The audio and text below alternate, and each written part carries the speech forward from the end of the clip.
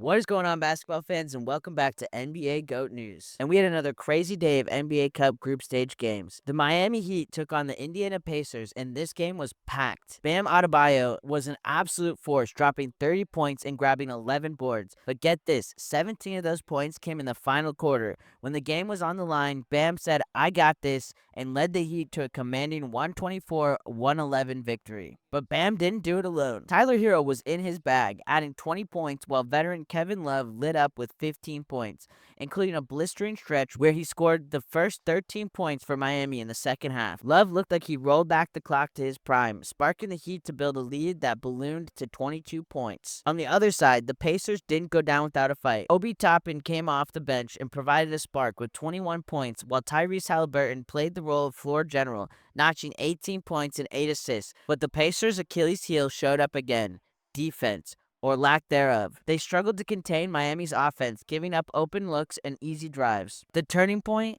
Kevin Love's early third-quarter explosion that set the tone and pushed the Heat's lead beyond the Pacers' reach. For Indiana, it was a rough NBA Cup opener, especially after their run to the finals last year. One key stat that sealed the deal: Miami's trips to the line. The Miami Heat had a 10-point edge in free throws, knocking down 19 of 23 compared to the Pacers' 9 of 11. Those extra points made all the difference in keeping the Pacers at bay. In the end, it was Bam's night as the Heat bounced back strong after their tough overtime loss earlier this week. Final score: Miami Heat 124, Indiana Pacers 111, and don't forget, these teams clash again this Sunday. Round 2 is coming, and it's going to be hot. And last night was an absolute insane matchup in Sacramento as the Minnesota Timberwolves edged out the Kings in an electrifying overtime battle. Anthony Edwards was on a mission, dropping 36 points. He was the relentless force that propelled Minnesota to victory. When overtime hit, Edwards was locked in, scoring 5 straight points after the Kings' De'Aaron Fox nailed a three-pointer to kick things off. But let's talk about De'Aaron Fox, because this man put on a show for the ages. Scoring a franchise record 60 points, he was unstoppable, especially in the clutch,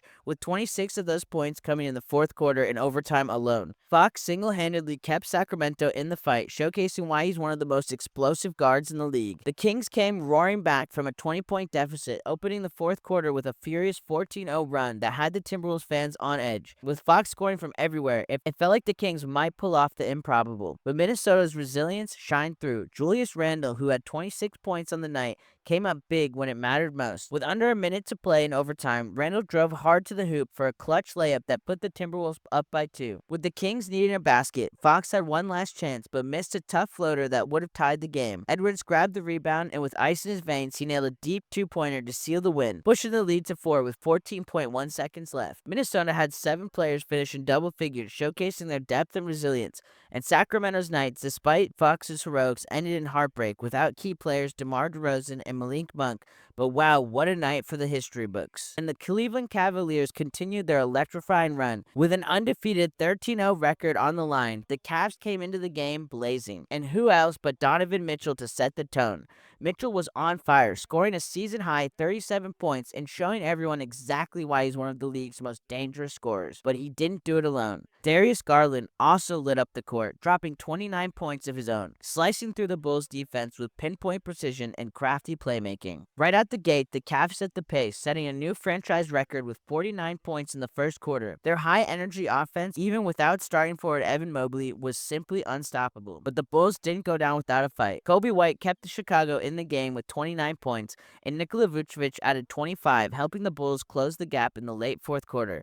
It was Ayo Dosunmu's thunderous dunk that brought them within just 4 points with under 3 minutes to go. However, the Cavs had an answer. Cue the dagger. Karis LeVert and Donovan Mitchell silenced the United Center with a back-to-back three-pointers, sparking a 21-7 run that sealed the deal. Final score: 144-126, and the Cavs moved to a 14-0 run, joining elite company as only the 6th team in the NBA history to start a season with such perfection. And last night was a crazy game, rivalry between the Knicks and the Nets. What started as a commanding Knicks performance turned into a dramatic nail-biter as Jalen Brunson's heroics saved New York after they nearly let a 21-point lead slip away. Brunson was the man of the night, redeeming himself after a missed game winner on Wednesday, this time with a 6.2 seconds left and the game on the line. Brunson drained a clutch go-ahead three-pointer, sealing a hard-fought 124-122 victory for the Knicks. But don't let the final score fool you. Cam Thomas was absolutely unstoppable for Brooklyn. The young guard erupted for a season-high 43 points, putting on a scoring clinic in his 9th career 40-point game and a second at the Garden.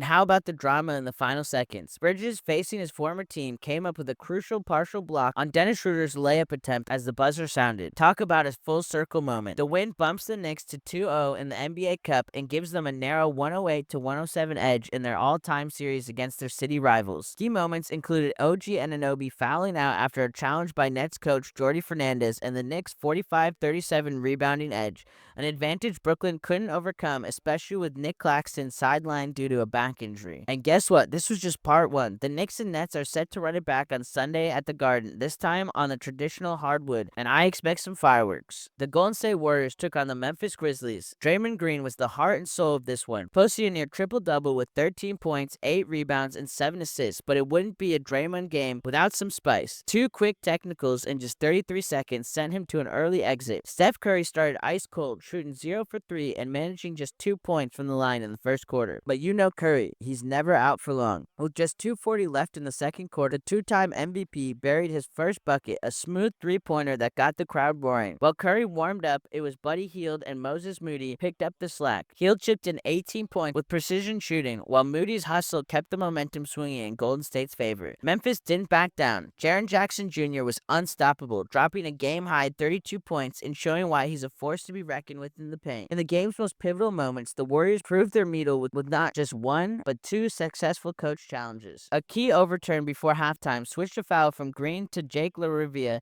and another crucial call in the fourth quarter kept the Warriors' lead intact.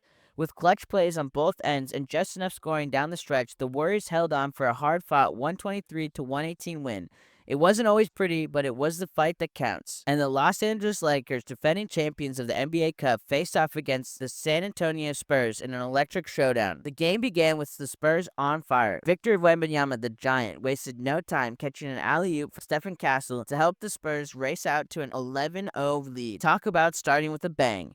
But Anthony Davis wasn't here to play around. He answered right back, scoring 16 points in the first quarter alone, leading the Lakers on a 21-8 surge to grab a 31-30 lead by the buzzer. This was a statement game for AD, who finished with a season-high 40 points and 12 boards. And then there was the king. LeBron James notched his career-high 4th consecutive triple-double with 15 points, 16 rebounds, and 12 assists.